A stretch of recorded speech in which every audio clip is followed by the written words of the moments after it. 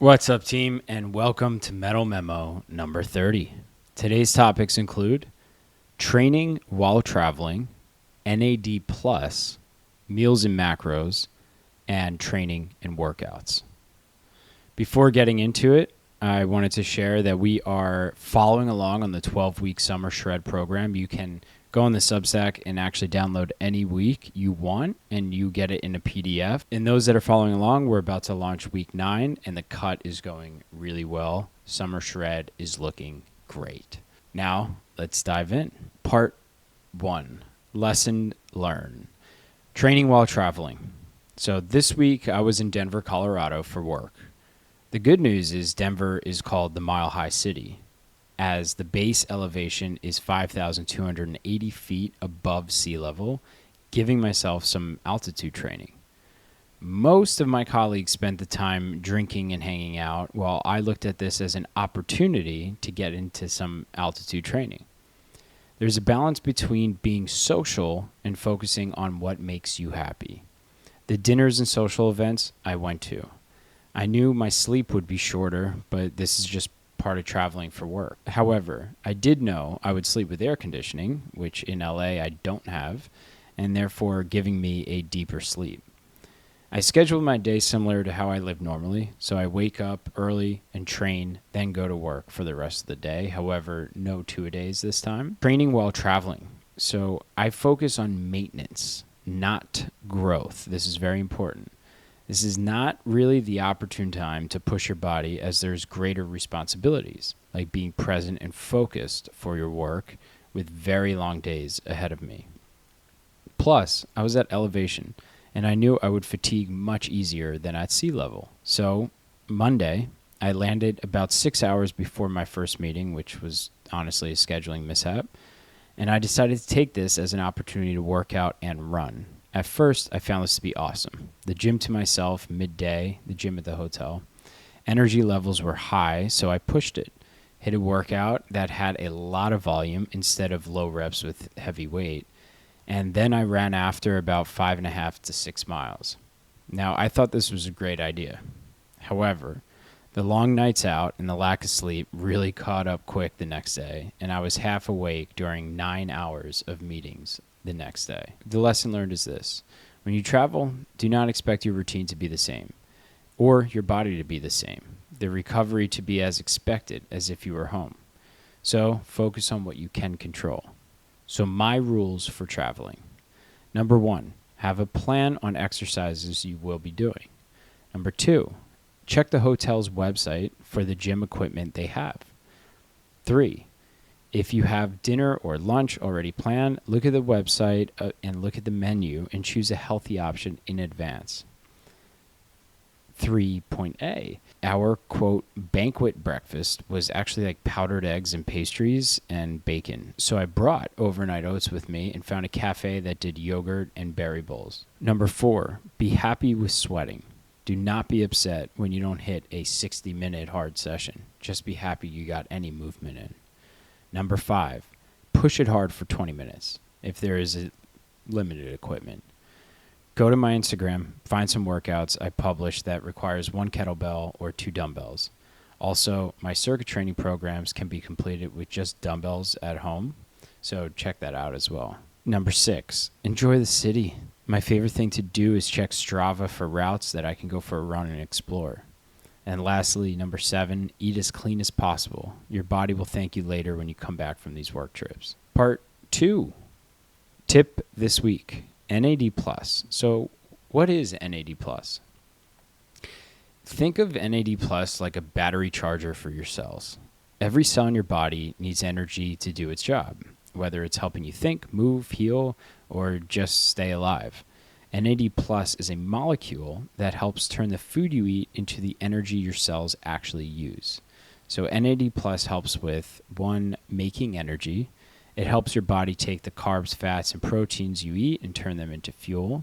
Number 2, it fixes your cells. It helps repair DNA when it gets damaged, which happens all the time from stress, sunlight, or getting older. And 3, keeping you young. It works with special proteins that help slow down aging and keep your body working smoothly. And number 4, brain and memory.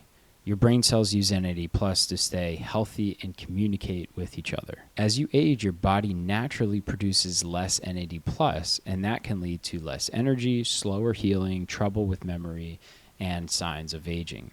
You can boost NAD plus with exercising, healthy sleep, intermittent fasting, and supplements like NMN or NR. They actually help your body produce NAD plus. NAD plus is like the spark plug that keeps your body's engine running. Without it, your engine or your cells start to slow down.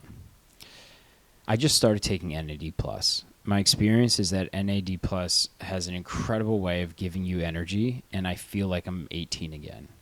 I'm not recommending anyone take this without medical consent, but I'm just giving my experience and feedback. The day I took NAD plus via patches, I actually didn't notice any difference. But over the next 5 days, I felt like I was 15 years younger right away. Just natural energy with everything I was doing. I did not change the way I slept, ate, acted, worked out, just took this and I felt more alive. I also noticed my recovery was quicker. I felt more ready to train the following day. I personally am going to incorporate this via either IV drip or patches into my routine about twice a year. The pricing and the quote need for this daily for me is not a requirement. So I'm going to take this before marathon training block begins and maybe again before race day at the end of the year. I figured I'd share my personal experience with you. No side effects or any issues, just great energy, and it lasts weeks. Part 3, what I am eating. Below are some pictures of macros and foods I enjoyed cooking and eating from the past week. So I kept it pretty simple. My wife's out of town. She's been gone for about a month. So I've just been making things that are more quick instead of more presentationally beautiful. So the first one is just ground beef or mince, 1 cup of ancient grain rice, and a heaping scoop of cottage cheese. Approximate macros, 416, protein 43, fat 14, and net carbs 35. The second one is a big snack I typically eat. So this is a yogurt bowl.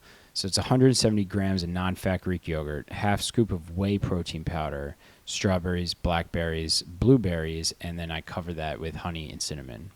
So approximate calories are 276, protein 34, fat only 1 gram, and net carbs 30. And lastly, I was feeling a little fall dinner here, so I made chicken breast, Brussels sprouts, broccoli, sweet potato, and Honeycrisp apple. I actually cooked the sweet potato and Honeycrisp apple together, and it was delicious.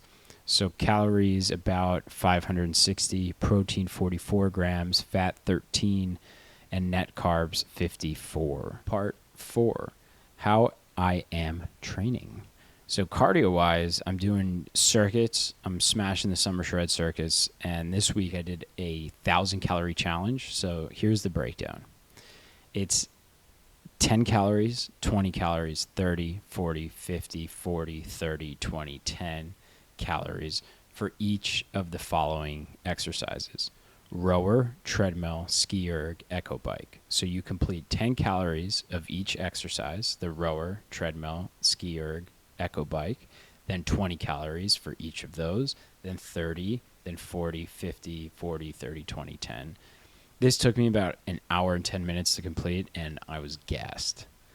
Running, I'm on the return to running program still. I'm almost at a full, 4 miles straight of running, but not yet. I still have these scheduled breaks in between where I walk, so I just completed a return to running progression. Right now I'm on day 16 of the return to run. So that's 2 times 15-minute run with a 2-minute walk. This shook out to be about 4.5 miles. This is building up unbelievably slow, and my running coach wants it to be like that. We have time, so I'm being conservative. I'm really not in a rush. So my race schedule looks like this. I have CIM Marathon December 7th at the end of this year. Then next year, I have London Marathon April 26th and Berlin Marathon September 27th. So hopefully about 2 weeks before I can run 1 hour nonstop. But my real goal is to PR at London and then PR again in Berlin. So CIM, I should go pretty hard, feel good, stay healthy. But I'm really playing this long game. It's June, and I'm trying to smash the London in end of April next year. So I'm thinking further ahead and planning and being thoughtful about it. The lifting, I'm following the Summer Shred program, upper lower cardio split.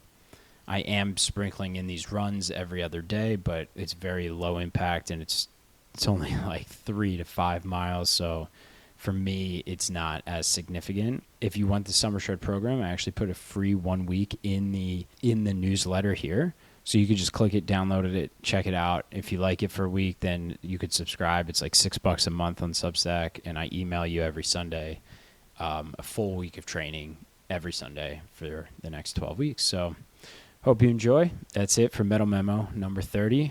And as always, fortify your mind.